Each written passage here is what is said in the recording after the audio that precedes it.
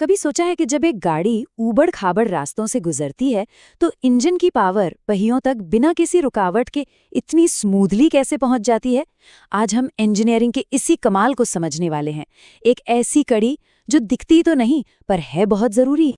और यही यही वो बड़ा सवाल है जिसका जवाब आज हम ढूंढेंगे। ये सिर्फ एक सवाल नहीं, बल्कि गाड़ियों के डिज़ाइन की एक बहुत बड़ी चुनौती है जिसे बहुत ही स्मार्ट तरीके से हल किया गया है। तो चलिए शुरू करते हैं और सबसे पहले उस असली प्रॉब्लम को समझते हैं जिसका सामना हर गाड़ी के ड्राइव ट्रेन को करना पड़ता है। देखिए, होता क्या है कि इंजन और गियरबॉक्स तो कार की बॉडी में अपनी जगह पर फिक्स्ड होते हैं, लेकिन पिछला एक्सेल जो पहियों से जुड़ा है वो सड़क के हिसाब से लगातार ऊपर नीचे बाउंस करता रहता है। मतलब गियरबॉक्स और एक्सेल के बीच का एंगल और दूरी कभी भी एक जैसी नहीं रहती। तो इस लगातार बदलते एंगल और दूरी वाली प्रॉब्लम का सल्यूशन क्या है? इंजीनियर्स ने इसके लिए एक बहुत ही शानदार सिस्टम बनाया है। आइए उस सिस्टम और पावर के इस सफर को देखते हैं। पावर का सफर शुरू होता है इंजन से, फिर वो क्लच और गियर बॉक्स से गुजरता है। यहाँ से एक बहुत ही खास हिस्सा प्रोपेलर शाफ्ट पावर को डिफरेंशियल तक ले जाता है, और फिर डिफरेंशियल से पावर पिछले एक्सल और पहियों तक पहुंच जाती है। और हमारी इस कहानी का हीरो यही प्रोपेलर शाफ्ट है। यही वो कंपोनेंट है जो गियरबॉक्स और लगातार हिलते डुलते पिछले एक्सल के बीच पावर को कामयाबी से पहुंचाता है।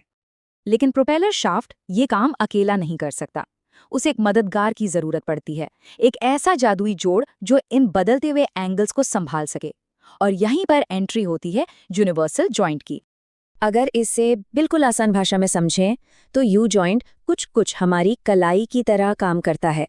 जैसे हमारी कलाई हाथ को किसी भी एंगल पर घुमाने देती है, ठीक वैसे ही यू जॉइंट दो शाफ्ट को अलग अलग एंगल पर होने के बावजूद भी एक साथ घूमने देता है। और इसकी बनावट बहुत ही सिंपल लेकिन जबरदस्त असरदार है। इसमें दो वाई शेप के योक होते हैं जो एक क्रॉस के जरिए जुड़े होते हैं, और इन जोड़ों को स्मूथली घूमने में मदद करने के लिए होते हैं 4 नीडल बेरिंग।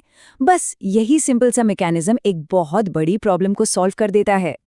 तो यू जॉइंट ने एंगल की प्रॉब्लम तो सॉल्व कर दी, लेकिन क्या ये एक परफेक्ट सॉल्यूशन है? कहानी में एक छोटा सा ट्विस्ट है। तो चलिए अब मिलते हैं यू जॉइंट के ज्यादा स्मार्ट, ज्यादा एडवांस भाई से, कांस्टेंट वेलोसिटी जॉइंट, या जिसे हम सीवी जॉइंट कहते हैं। असल में पारंपरिक यू जॉइंट में एक छिपी हुई कमी है। जब ये किसी एंगल पर काम करता है तो आउटपुट शाफ्ट की स्पीड एक जैसी नहीं रहती। भले ही इनपुट शाफ्ट एक ही स्पीड से घूम रहा हो, पर आउटपुट शाफ्ट एक ही चक्कर में 4 बार तेज और फिर धीमा होता है।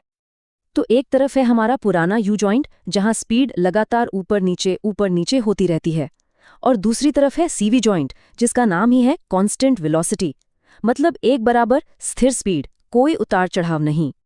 जरा इस स्पीड के उतार चढ़ाव को देखिए, फर्क एकदम साफ है। पारंपरिक जॉइंट की स्पीड एक लहर की तरह ऊपर नीचे हो रही है, जबकि सीवी जॉइंट की स्पीड लगभग एक सीधी लकीर है, और यही सीधी लकीर एक बेहद स्मूथ, आरामदायक राइड का राज है।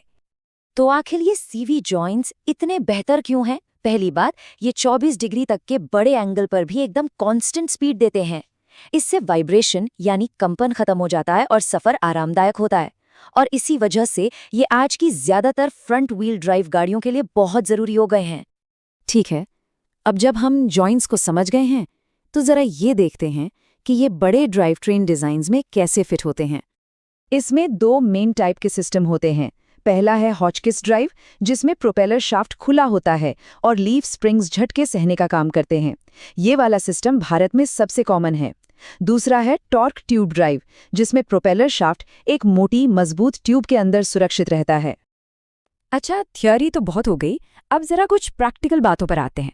इन सिस्टम्स में आखिर क्या-क्या समस्याएं आ सकती हैं और हमें क्या ध्यान रखना चाहिए? तो देखिए, प्रोपेलर शाफ्ट में कुछ आम दिक्कतें आ सकती हैं, जैसे गाड़ी में एक अजीब सा शोर या वाइब्रेशन महसूस होना। इसकी वजह शाफ्ट का टेढ़ा होना, बेरिंग का खराब होना या स्लिप जॉइंट का जाम हो जाना हो सकता है। और हाँ, ग्रीस की कमी भी एक बहुत बड़ा कारण है।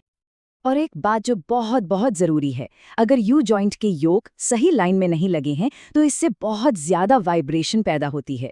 ये वाइब्रेशन ना सिर्फ राइड को ख़राब करती है बल्कि पूरे ड्राइव ट्रेन पर ज़बरदस्त स्ट्रेस डालती है, जिससे दूसरे पार्ट्स के ख़राब होने का खतरा भी बढ़ जाता है।